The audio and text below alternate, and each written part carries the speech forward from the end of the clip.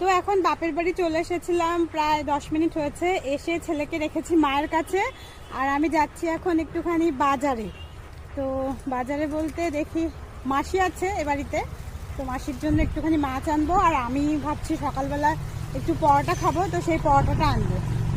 তো এই দেখো আমার বাপের বাড়ি, এখানে কত বড় মাঠ ফাঁকা, সামনেই রাস্তা, হাই রোড। চলো। তোমাদের সাথে গল্প করতে করতে দেখো আমি পৌঁছেও গেলাম।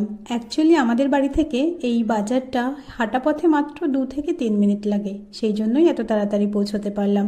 আসার সাথে সাথে দেখলাম যে মিষ্টির দোকানে একটা দাদা গরম গরম পরোটা ভাজছে, আর আমি নেবেও তো পরোটা, বেশ দেখে ভালো লাগলো যে আজকে একদম গরম পরোটা খেতে পারবো। তারপরে দেখো এই মিষ্টির দোকানে কিন্তু অনেক ধরনের মিষ্টি রাখে ওনারা, আর মিষ্টিগুলো খেতে কিন্তু অসাধারণ। সেই ছোট্টবেলা থেকে এই দোকানের মিষ্টি খাই, তো সেই জন্যই জানি। ওপরের দইয়ের হাঁড়িগুলো দেখো কি সুন্দর সাজিয়ে রেখেছে। আজকে আমি অনেকগুলো দিন পরে বাজারে এসেছি, এসেই দেখলাম সবজিগুলো রয়েছে বেশ ফ্রেশ, তার সাথে মাছও রয়েছে। ওই যে ব্লু রঙের বিল্ডিংটা দেখতে পাচ্ছ, ওটা অ্যাকচুয়ালি মাছের বাজার, কিন্তু ওখানে নতুন বিল্ডিং হয়েছে। কিছু কারণবশত ওখানে এখনও মাছ বিক্রি করতে দেয় না এনারা, সেই জন্য রাস্তার পাশেই বসেছেন। বেশ ভালো মাছ ছিল, এখান থেকে আমি একটু এই যে রুই মাছ নিয়ে নিয়েছি। দেন বাড়ি আসার সময় মনে পড়লো যে টমেটো নেই, তো টমেটোটাও নিয়ে নিয়েছি। আর জানো তো এখন টমেটোর অনেক কম দাম, মানে আমাদের এখানে এখন 1 কিলো টমেটো 10 টাকা বিক্রি হচ্ছে। তো যাই হোক, আমি এখান থেকে 500 নিয়েছি। বাজার করা কমপ্লিট হয়ে গেছে,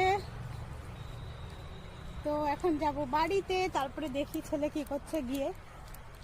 এই টাইমে একবার ঘুমোই, আজকে মনে হচ্ছে ঘুমাইনি এখনো। যেটা আমি ভাবছিলাম সেটাই হয়েছে, ও কিন্তু ঘুমোয়নি, ও মার সাথে এই ঘরে বসে দুষ্টুমি করছে। এই দেখো, বাবা ফোন করেছিল, মা একটু কথা বলছিল, তারপরে ফোনটা কাট হতেই দেখো ও কিন্তু ফোনটা নিয়ে টানাটানি শুরু করে দিয়েছে। একটু এগিয়ে আসলাম এ ঘরে, রান্নাঘরে এসে দেখছি যে মা ভাত বসিয়ে দিয়েছে। মাকে অবশ্য আমি বলে যাইনি যে আমি পরোটা আনবো, সেই জন্যই মা ভাতটা বসিয়ে দিয়েছিল। আর এদিকে তো আমার খুব খিদে পেয়ে গেছিলো, সেই জন্য আমি পরোটাটা খাওয়া শুরু করে দিয়েছিলাম। এসে পড়েছি এই যে বাপের বাড়িতে এসে কাঠের উনুনে মাছ রান্না করতে। চলো মাছটা এখন ভাজা করছি।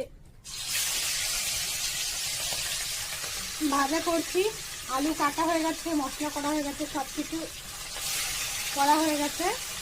তো এখন যা রান্নাটা করে নেবো।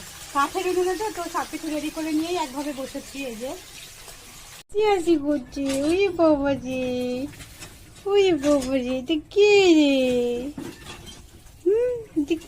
হাসি হাসি করছে।